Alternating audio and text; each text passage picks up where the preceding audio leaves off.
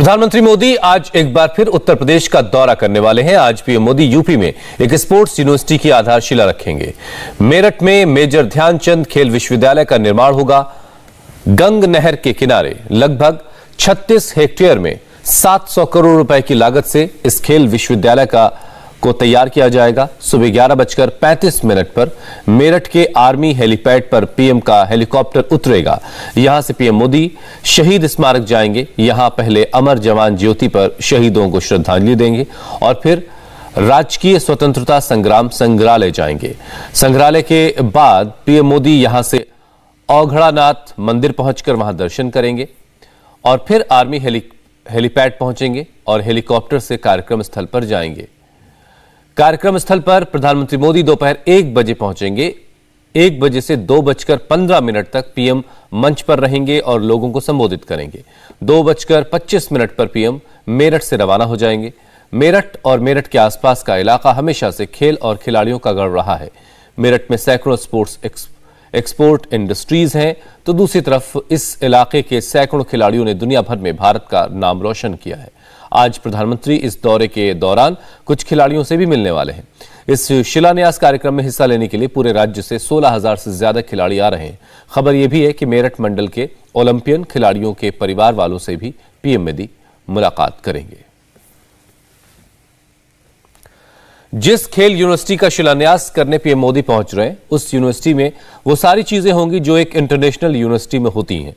इस खेल यूनिवर्सिटी में विश्व स्तरीय प्रशासनिक भवन, छात्रों के लिए हॉस्टल, यूनिवर्सिटी में काम करने वाले कर्मचारियों के लिए आवासीय परिसर, खिलाड़ियों के लिए लाइब्रेरी, सिंथेटिक रनिंग ट्रैक, 35,000 क्षमता वाला एक आउटडोर स्टेडियम के साथ साथ 5,000 की क्षमता वाला एक ऑडिटोरियम और इंडोर स्टेडियम भी होगा।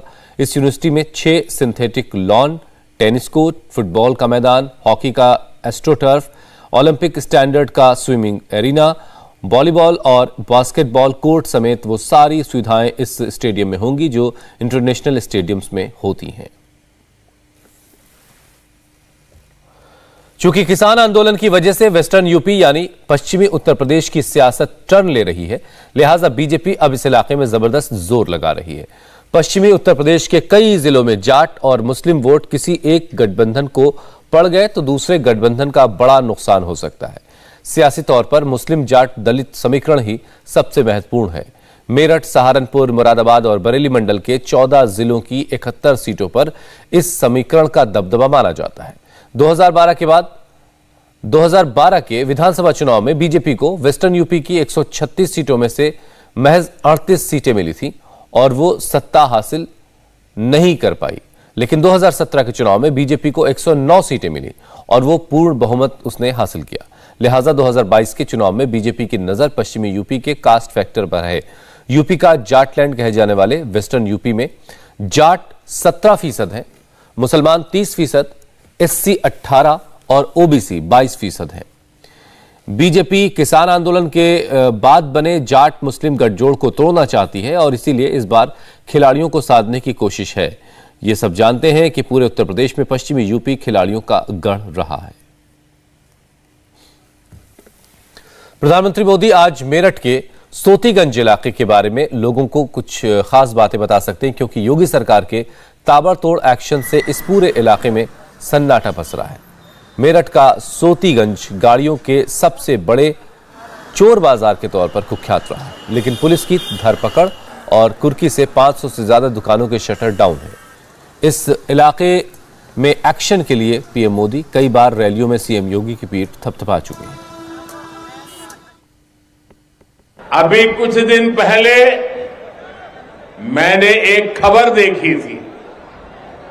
एक खबर तो है हमारे सामर्थ्यवान शहर मेरठ की, लेकिन पूरे यूपी, दिल्ली, एनसीआर और देश के बाकी राज्यों को भी इस बात को जानना जरूरी है।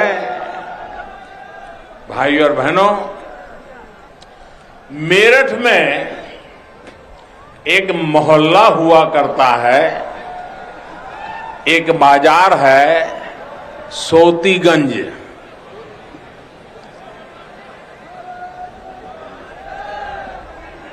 ये सोतीगंज देश भर में कहीं भी गाड़ी की चोरी हो, वो कटने के लिए, गलत इस्तेमाल के लिए मेरठ के सोतीगंज ही आती थी। दशकों से ऐसा ही चला जा रहा था। जो चोरी की गाड़ियों की कटाई के आका थे, उन पर कार्रवाई की पहले की सरकारों को हिम्मत ही नहीं होती थी। ये काम भी अब दमदार, ये काम भी अब दमदार योगी जी की सरकार और स्थानीय प्रशासन ने किया है। इंडिया टीवी हर वक्त हर जगह डाउनलोड करने के लिए सर्च करें India TV news Google play store या ऐप स्टोर पर।